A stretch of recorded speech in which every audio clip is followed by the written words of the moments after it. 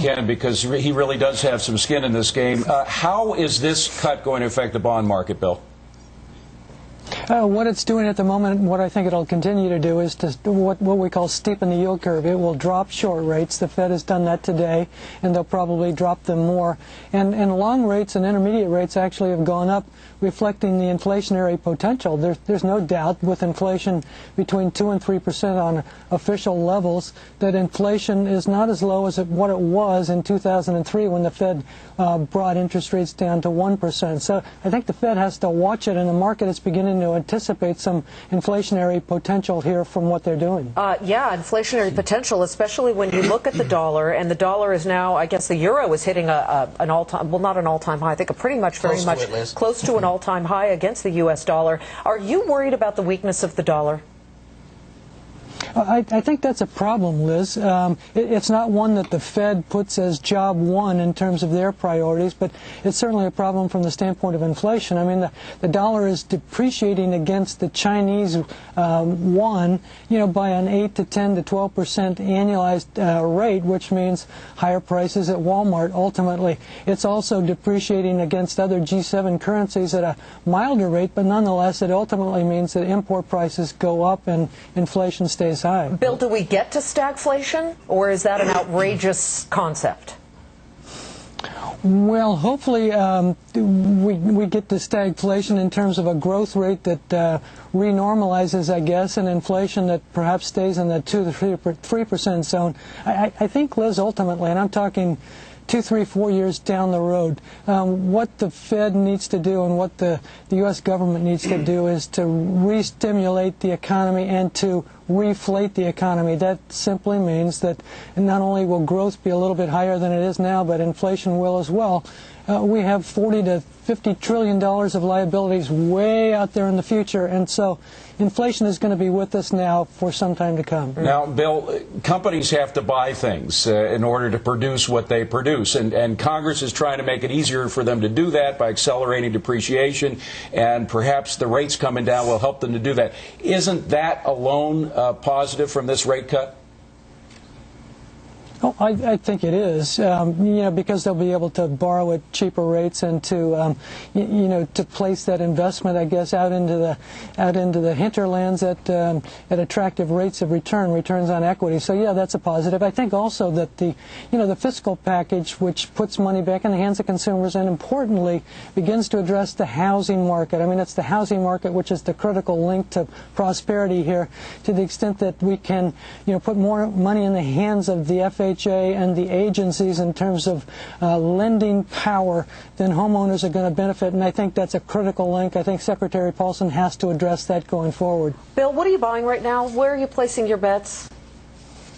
We're sticking with high quality, but we're finding lots of opportunities in bank capital. I mean, banks are the ones that require capital. They've taken some hits here in terms of their subprime lending losses, and so, we're putting $2, $3, $4 billion a week, to work in terms of the bank capital market. I'm talking Bank of America, I'm talking Wells, I'm talking Wachovia, the big banks, the almost too big to fail banks, and, they come at 2% or 200 basis points more than Treasuries, just to put it in simple English, 5.5%. Let me ask you, and I don't know if this is in or out of your bailiwick, but do you think that Bank of America purchasing Countrywide will end up being a stroke of genius or a big mistake for them? Well, I think a stroke of genius, not that first purchase just below 20, but certainly the one around $6 or $7 on the share. What they're really doing, yes, they've got a pig in a poke in terms of the subprime portfolio, but they're acquiring a huge, in the trillions of servicing portfolio, which is a long-term income generator. And so once they get past the subprimes, they've got a servicing portfolio bar none in the world. All right, Bill Gross, Managing Director of PIMCO, the world's biggest bond fund. Great to see you, Bill. Thank you. Thanks a lot for coming in. Thank you. So, Richard, there you have the bond market's approval, or somewhat. Well, it's always pleasant to have Bill's support on housing-related issues. So pleasant is an understatement. But were you surprised that he seems to be favorable not really, towards this? He fully recognizes, as most of us do, that housing is a critical component of the U.S. economy. It's 20% of the GDP. So we need to get this fixed first, and I think we're on the path of doing that. Peter Schiff, I know that you saw David Darst hold up that dollar bill. bill with the 25-cent piece written all over it. He's smiling now. Yeah, it's going to turn into a nickel pretty soon. And then, but you know, I don't know why Bill Gross is so sanguine. I'm looking at a chart right now, intraday. The bond market is getting crushed. Yeah, it's selling off. And if you look at this chart, I think it could fall much further. We could see a huge spike up in long-term interest rates here. Mortgage rates could end up going up because of what the Fed did, not down. 10-year yields are at 3.6%. So look they're at the popping intraday up. chart. 10-year yields are near, multi-year lows. If you're getting all crazy and worked up, a 2-year note is at 2.2%. You're getting all crazy and worked up about a 15, 20 basis point You're move a higher trader. in the notes. Look at the chart. I'm telling you, look at that. Look at what's happening right now. The charts in 2000 told me that internet stocks were a great bet. Was that what we should have been following in 2000? I didn't tell you that. You know that. You Just said a minute. sell in 2002. That's what you said. Is there some validity in what Peter says, where what the Fed does can invert mortgage rates and make them go higher? Well, the Fed fund rate's not going to run in lockstep with the mortgage rates. They're tied to the secondary markets, and everyone knows that. But they will, over time, adjust downward, and they have historically, and they will in this case as well. David, are you surprised that while the bond market's being hit, we had Bill Gross saying maybe it's not such a bad thing? I'm not surprised. You basically got two bubbles bursting, David, as you know. 81 was the less developed country lending bubble bursting. Did you turn that off? 91 was the junk bond market and savings and loan crisis bubble bursting. 2001 was the tech stock internet mania bursting. This one is a twin bubble, like Japan, and Bernanke knows this as well as anyone. He's got to deal with this credit bubble bursting and the housing bubble bursting. The image for this show is a sailor in the middle of a Pacific Ocean on a raft dying of thirst.